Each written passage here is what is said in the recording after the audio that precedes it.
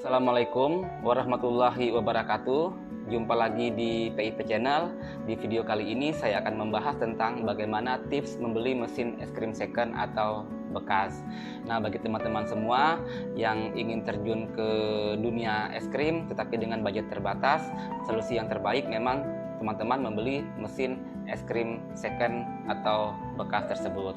Nah, tapi sebelum teman-teman memutuskan untuk membeli mesin tersebut, nah ada beberapa hal yang teman-teman harus perhatikan dahulu. Nah, sebelum kita masuk ke pembahasannya, teman-teman jangan lupa subscribe, like, dan share video ini agar saya bisa lebih semangat lagi untuk membuat video-video selanjutnya. Oke teman-teman, untuk pertimbangan pertama yaitu teman-teman harus memperhatikan masa pakai dari mesin tersebut. Nah, kenapa kita perlu memperhatikan? Dikarenakan masa pakai mesin tersebut berpengaruh terhadap performa mesin itu juga, karena biasanya semakin lama pemakaian mesin tersebut biasanya performanya juga ikut turun.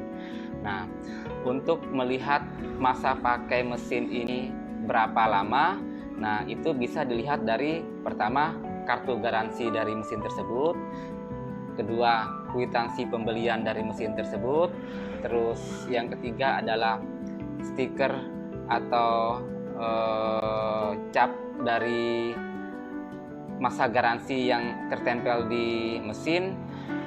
Ataupun semisal dari semua itu kita tidak bisa dapatkan informasinya, ya kita bisa melihat tipe mesin yang kita mau beli itu adalah biasanya keluaran tahun berapa, karena biasanya setiap tipe dari mesin es krim dari tahun ke tahun mempunyai upgrade yang berbeda.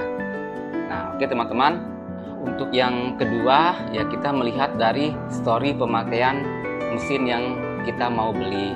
Nah, kenapa kita harus mengetahui histori pemakaiannya? Supaya kita lebih gampang untuk mengidentifikasi dari performa mesin tersebut. Nah, contohnya seperti ini.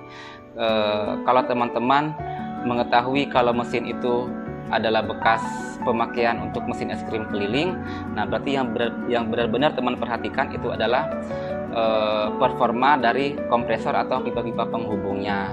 Karena apa? Karena kalau untuk mesin kelilingan itu biasanya yang lebih rentan terjadi kerusakan itu terjadi di bagian alat yang ada di mesin itu, ya seperti kompresor ataupun pipa penghubungnya. Nah, itu diakibatkan oleh banyaknya getaran ataupun goncangan selama pemakaian. Nah, begitu juga kalau kita membeli mesin es krim yang bekas kafe ataupun restoran. Nah, biasanya untuk bekas kafe dan restoran itu kan intensitas pemakaiannya biasanya melebihi batas normal. Nah, yang perlu teman-teman perhatikan di situ adalah motor listrik, apakah itu masih mempunyai performa yang bagus atau tidak. Nah, itu teman-teman ya untuk masalah story pemakaian mesinnya. Nah, untuk yang ketiga adalah lebih spesifiknya ke kondisi pendingin atau kompresor mesin tersebut. Nah, keterkaitan dari hal yang tadi aku obrolin untuk masalah story pemakaiannya, nah kita lebih ke spesifik lagi. Memang harus diperhatikan adalah masalah kompresor. Nah, kenapa masalah kompresor itu menjadi hal yang sangat penting untuk kita perhatikan? Nah, karena kompresor adalah alat yang memang sangat menjadi hal yang sangat vital sekali di mesin shop es krim. Nah, kalau kita tidak punya alat yang memadai untuk melihat kualitas atau kondisi dari kompresornya, nah teman-teman bisa mengidentifikasikan secara awam ya. Nah, pada saat kita mencoba mesin tersebut, apakah hasil es krim yang didapatkan itu mempunyai kualitas yang bagus atau tidak dari segi teksturnya, terus dinginnya, terus yang kedua apakah proses pada pembuatan es krimnya dari bahan baku yang sudah masuk sampai es krim itu jadi membutuhkan waktu yang cepat atau lama. Nah, dari situ kita bisa melihat dan mengidentifikasi bahwa kompresor itu masih bagus atau tidak. Oke teman-teman. Nah, setelah dari kondisi kompresornya, nah kita juga harus melihat dari kondisi fisik dari mesin es krim tersebut. Nah, teman-teman harus tahu di sini apakah kondisi fisik yang teman-teman beli untuk mesin es krim itu masih bagus atau tidak, dalam artian apakah banyak karatan atau tidak diakibatkan oleh korosi, terus kotor apa tidak. Karena apa? Karena sangat berpengaruh di ke depannya nanti ya. Nah, apakah solusi dari kondisi fisik itu masih bisa diperbaiki atau enggak? Dikarenakan apa? Karena namanya kita berbisnis makanan atau minuman, hal itu menjadi higienis dan tampilan adalah hal yang sangat penting dalam usaha seperti ini. Nah, kalau tidak dengan tampilan yang kurang bagus atau memang kondisi mesin yang memang terlihat kurang menarik, nah hal itu bisa membuat customer atau orang yang mau beli produk kita juga ragu terhadap apa yang kita tawarkan. Oke teman-teman.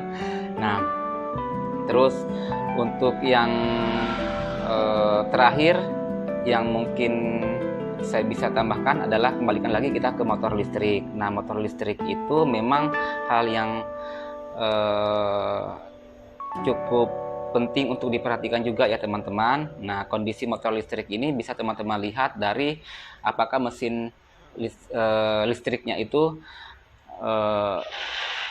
suaranya masih halus atau memang keluarnya kasar, atau memang ada suara-suara yang aneh keluar dari motornya. Nah, hal itu bisa mengidentifikasikan mesin mesin listriknya itu masih dalam kondisi yang bagus atau tidak.